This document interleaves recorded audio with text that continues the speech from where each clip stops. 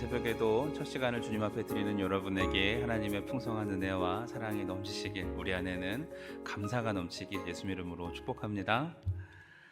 이스라엘에게는 3대 절기가 있습니다. 오늘 함께 들으실 말씀은 그 3대 절기 중 하나인 민수기 29장 12절에 나오는 초막절에 대한 말씀입니다.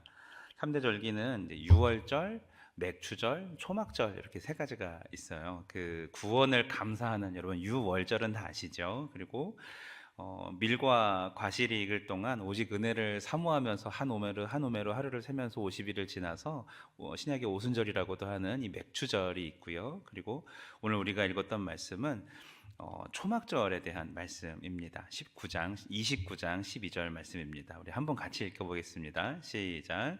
일곱째 달 15째 날에는 너희가 성회로 모일 것이요 아무 일도 하지 말 것이며 이래 동안 여호와 앞에 절기를 지킬 것이라. 일곱째 달 15째 날, 그러니까 우리 달력으로 표현하면 7월 15일이죠. 일주일 동안 지키는 절기입니다. 모든 추수가 다 끝나고, 그리고 추수하여서 저장한다 해서 수장절이라고도 부르는 절기입니다. 때문에 우리랑 비슷한 것으로 하면 추수감사절이 될 수 있겠고, 혹은 그 추석 때의 분위기 있지 않습니까? 풍성하게 더도 말고 덜도 말고 한가위 같아라.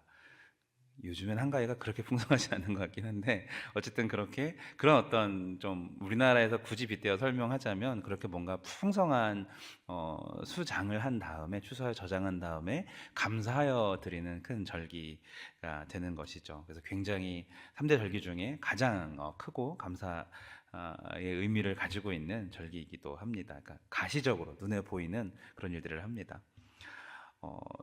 이 초막절 절기는 이 40년 광야에서 돌보신 하나님에 대한 감사의 표현이 가장 큽니다. 더위, 추위, 식수나 음식, 독충, 짐승들, 질병, 교육, 건강, 물건, 도적대 등등, 군사 습격 등등, 광야는 정말 두려운 곳입니다. 사람이 40년 동안 살 것이 못 되죠.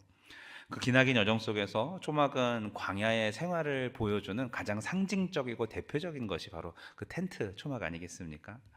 안락하지는 않았지만 그 척박한 길을 통과하기에 충분한 은혜의 흔적이 바로 초막인 것입니다. 성도 여러분, 우리가 광야 같은 인생길 동안 때때로 눈물 골짜기와 같은 어려움을 만나기도 하지만, 주께서 항상 우리를 보존해 주시고 쉴 수 있도록 가정을 주시고, 또 교회를 주시고, 또 이웃을 주시고, 우리 한 몸으로 이끌어 주신 것을 여러분 기억하시고 그 하나님의 은혜에 감사하시길 바랍니다. 고난 중에도 피할 길을 주신 하나님, 궁핍 중에도 우리의 숨통을 틔워주신 하나님. 어떤 장로님이 이런 고백을 했어요. 예전에는 과일 가게 가가지고 이제 가난할 때 사과를 하나 들었다 놨다 들어놨다 놨다 했는데, 요즘에는 이제 추석 명절이 되니까 사과를 한 상자 사가지고 누구한테 선물할 수 있는 게 이게 큰 은혜구나, 이걸 깨달으면서 기도를 했었대요. 하나님, 제가 참 힘들게 살았죠. 그랬더니 하나님이 하시는 말, 이분이 이제 남편을 일찍 여의시고 홀로 아들을 키웠던 분이시거든요. 그 옛날부터. 근데 하나님께서 그러셨대요. 그래, 너 힘들었다고? 그래서 네가 굶었냐? 이러시더래요. 생각해보니까 굶은 적이 한 번도 없더래요. 그래서 다시금 감사를 올렸다는 그런 내용을 들었던 적이 있습니다. 풍성하게 뭔가 채워주시고, 하나님께서 나를 도두어 주셔서 뭔가 사람들 보기에 떵떵거리게 살게 하시지는 않으실지라도, 정말 내가 상하지 않도록, 내가 내 인생이 거기서 무너지지 않도록 항상 붙들어 주시는 신실하신 하나님의 은혜, 이것을 고백했던 장로님이었습니다. 수장절로서 이 초막절은 3대 절기 중에 아까 가장 충만한 감사의 제사를 드린다고 하지 않았습니까? 그러면서도 동시에 가장 힘들었던 광야의 생활을 잊지 않게 하신 하나님께서는 오늘날 우리에게도 동일하게 말씀하십니다. 지금 우리가 아무리 따뜻하고 좋게 살아도 고난 속에서 나를 철저하게 의존했던 그 시간을 우리는 잊고 싶을지 모르지만, 하나님은 오히려 그때 하나님밖에 없었던 우리에 대하여서 기억하라라고 말씀하시는 것입니다. 할렐루야. 성도 여러분, 개구리가 올챙이 쪽을 생각 못한다고 하잖아요. 하지만 우리는 올챙이 쪽을 계속 생각하시는 간절하고 철저히 하나님만 의지하시는 그런 개구리들 되시길 예수님 이름으로 축복합니다. 네. 이것을 실제적으로 이스라엘은 자기만 아는 것이 아니라 자녀들에게 교육을 시키려고 건물을 지을 때에도, 아파트를 지을 때도 계단식으로 짓습니다. 테라스가 항상 있어야 돼요. 왜 그럴까요?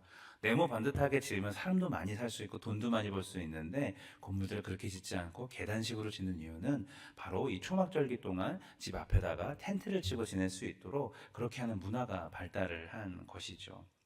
그러니까 자기만 은혜 받았던 것을 간직하는 것이 아니라 자녀와 함께 그 텐트에 머물면서 자녀에게 교육하는 생생한 신앙 교육의 현장인 것입니다.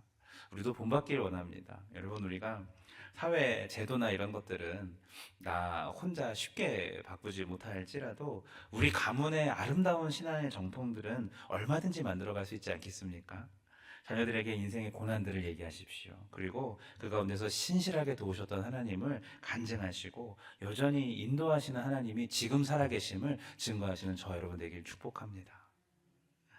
사랑하는 울산교회 성결 가족 여러분, 아무리 어려운 고난 속에서도 신실하신 주님만으로 감사하고 또 하나님만 의지할 줄 아는 신실한 주님의 백성 되길, 그래서 우리가 감사의 문고리를 붙잡고 함께 만들어 가시는 아름다운 하나님의 길들을 문을 활짝활짝 열어 가시길 예수님의 이름으로 축원합니다. 네, 기도합니다. 하나님, 고난을 잊지 말라, 고난 가운데 동행하였던 나를 잊지 말라 말씀하신 하나님, 신실하게 우리와 함께 하시니 감사합니다. 내가 가진 것들로, 내가 누리는 것들로 인하여서 하나님을 잊는 어리석음을 범치 않도록 인도하여 주시고, 날마다 동행하시는, 특별히 광야의 여정을 이끄시는 민수기를 통하여서 그 가운데 초막절을 기억하게 하신 하나님, 우리가 주님 앞에, 하나님 앞에 했던 고백들과 하나님과 나눴던 기도들과 하나님으로부터 들었던 말씀들을 잊지 아니하고 평생을 살아가고 자녀들에게 잘 전수하는 그런 신앙의 사람들 될 수 있도록 인도하여 주시옵소서. 예수님의 이름으로 기도합니다.